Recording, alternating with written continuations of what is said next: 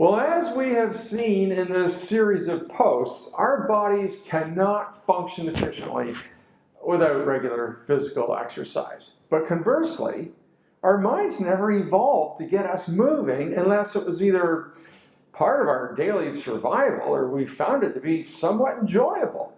So how is it that millions of people not only conquered this catch-22 by exercising regularly, but they seem to actually enjoy it? Well, the short answer is this. Regular exercise is an acquired taste, and fortunately, it's a taste we can all acquire. When a non-exerciser begins an exercise program, invariably he or she will rely almost entirely on willpower. But as we know, willpower has a very short shelf life. And so as the initial days and weeks of our exercising pass by, if we're going to be successful, our waning willpower will be gradually replaced by the power of habit.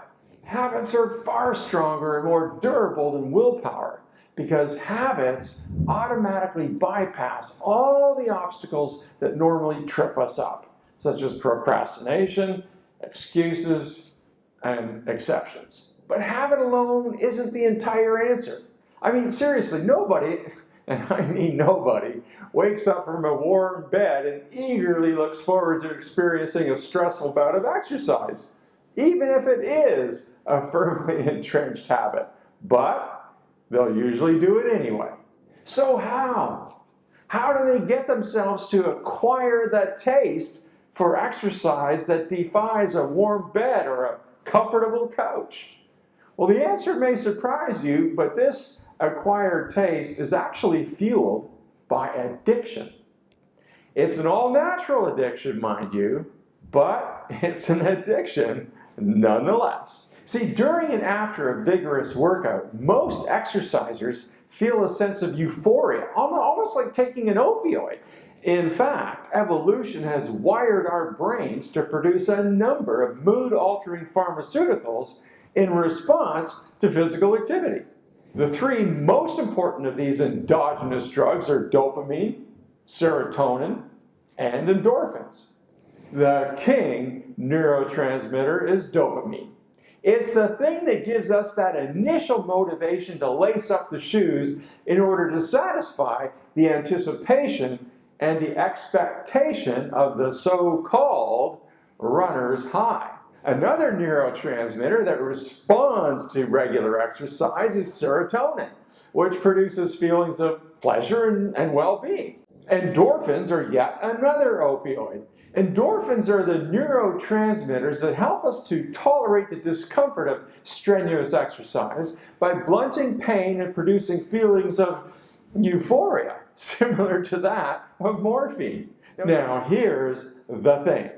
Non-exercisers have fewer active dopamine, serotonin, and endorphin receptors. In fact, non-exercisers have to struggle harder and often longer, in some cases months, to get their receptors as fully active as those of habitual exercisers.